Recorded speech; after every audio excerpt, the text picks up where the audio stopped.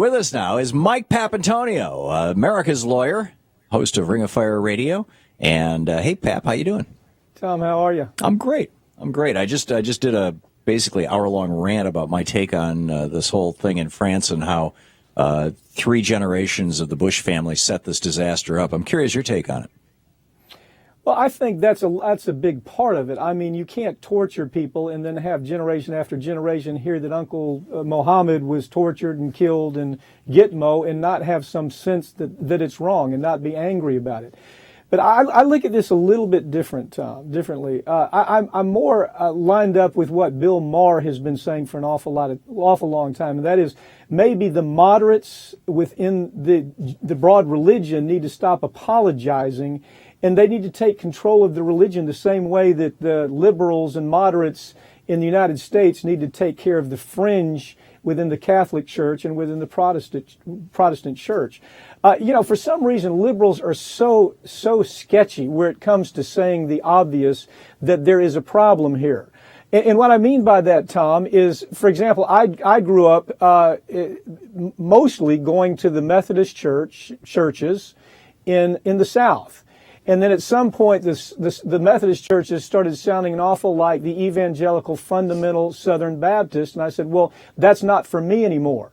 So what I did is I chose to step outside that structure and say, if I can't make it better, then I need to adjust. And I think there are plenty of people that should pay attention to the idea that there's only so many times you can have the apologist for all of this get on the air and say, gee whiz, this isn't really who we are. It's a big problem, and we cannot just not talk about it. This should not be off limits to talk about the fact that when the Catholics need to do some reconsideration, as this new Pope is doing, he's doing a brilliant job changing the brand. When we start seeing something go wrong, we have to do more than simply talk about it. We have to say, A, we're not going to send them any money. B, maybe I don't need to go to that mosque. Maybe I need to build out something that's more in line with what I really believe. You see, religion is all about the structure, Tom. It's all about this infrastructure that's built. That doesn't have anything to do with faith.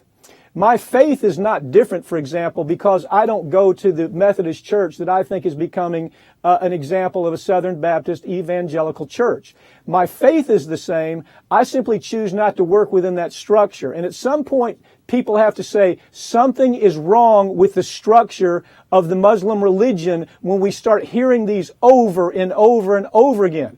Where do we hear the stories about ISIS beheadings? It's a Muslim story. Where do we hear a story like we heard just yesterday? It's a Muslim story. So the people who want to do the right thing and take that wonderful religion that has so much potential and save it have got to step outside of it and say the structure is not working. We need to do something differently. I know Bill Maher got so much criticism for saying this. You know, he was attacked by virtually everybody because he said what was on his mind. But the truth is, he was right. When freedom of speech becomes a crime, because, Mohammed is depicted in a certain way that they're not happy with, that's unacceptable. When women are stoned to death because they do something wrong, or women are treated in a way that they're half the value of a man, something's wrong with that. And so the Muslims who really care about Islam and want to really do something meaningful have got to step outside that structure, just like I'm talking about, the same way I stepped outside the Methodist Church. I didn't lose my faith, but nevertheless, I felt like the infrastructure did not fit. That's the broader problem, and for some reason, liberals are so damned afraid to talk about it. I think that's a good chunk of the story. We make it very difficult for those moderate Muslims when, A, we sponsor the Saudis who have been sponsoring Wahhabists who publish books saying that Jews eat the blood of Muslims with matzah, etc. And they've been exporting this stuff. It's the Saudis who were helping to fund 9/11. It was the Saudis who were funding bin Laden. Well, it was us funding bin Laden in Afghanistan originally. It was originally called, Al-Qaeda was originally called the Mujahideen. We make it very difficult when we invade 2 Muslim countries and basically turn them into failed states. And in fact, one of these 2 guys who apparently did the shooting In 2008, 2007, when he saw the pictures of out of Abu Ghraib, that was when he hopped on a plane to go to Iraq to fight against the Americans. He served 18 months in jail in France for that. So when our trashing Muslims and our supporting Muslim extremism by supporting Saudi Arabia is ongoing, I don't think that you can say that the entire problem is within the Islamic faith. No, Tom, it's not within the Islamic faith. It is. Look, there's so many wonderful parts of that religion. It's a wonderful religion from top to bottom in so many ways. Just like some parts of Christianity is wonderful parts of that religion. But when you say, I choose not to adopt the part of that religion of the angry God that we find in the Old Testament, that's not the God that I'm suitable with. So you step outside that and say, to have my faith, do I really need this infrastructure, this thing that we're building that is called the Muslim religion that you might practice at the mosque, or the Catholic religion that you might practice at the cathedral down the road? I'm with you. I'm not disagreeing with you, Pep. I'm just all I'm arguing is that I think the reason why Bill Maher got attacked is because he did not put it in a somewhat larger frame. That it was basically blaming the victims. I would say a lot of Muslims are victims of it. In fact, the vast majority of Muslim violence has been directed against Muslims.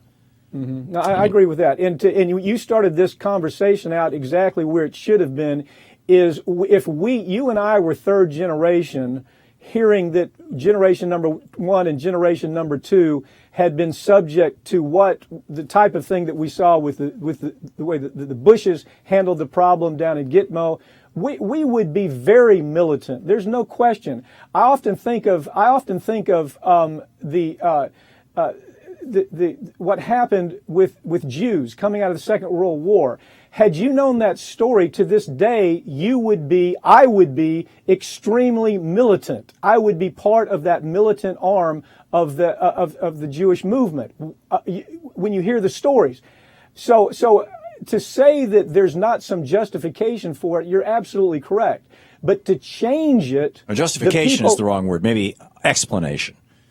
Explanation, perhaps. Yeah. That may be the better word. But at the end of all this analysis, the people who really care have got to save this religion that is worth saving. They do, and a lot of them are working really hard. We've had a bunch of people from CARE on the program, and the Council on Islamic American Relations or American Islamic Relations and whatnot. Just like you've got in Christianity, you've got the left wing, the Church of Christ, which is pushing back against the right wing Christian radicals who are killing abortion doctors and bombing the Olympics and all this other stuff. I mean, Eric Rudolph was our guy. And he was a Christian terrorist. Well, no question. And think of what it did to the religion of Christianity when we had abortion bombers murdered. I mean, abortion bombers blowing up churches and murdering abortion doctors. We all that cared about a religion said, no, I have my faith, but I can't be part of that. So we tried to do something to restructure that in some kind of small way. So I think there's an answer to it, but it doesn't begin by every time this happens, these repetitive, I'm sorry, this isn't who we are. There has to be some picture that it isn't who they are. Yeah, and that's possible. That's good possible. Point. Mike Papantonio, America's lawyer and host of Ring of Fire Radio, ringofireradio.com. Always great talking with you, Pat. Thank you, Tom. Always thought-provoking and always insightful.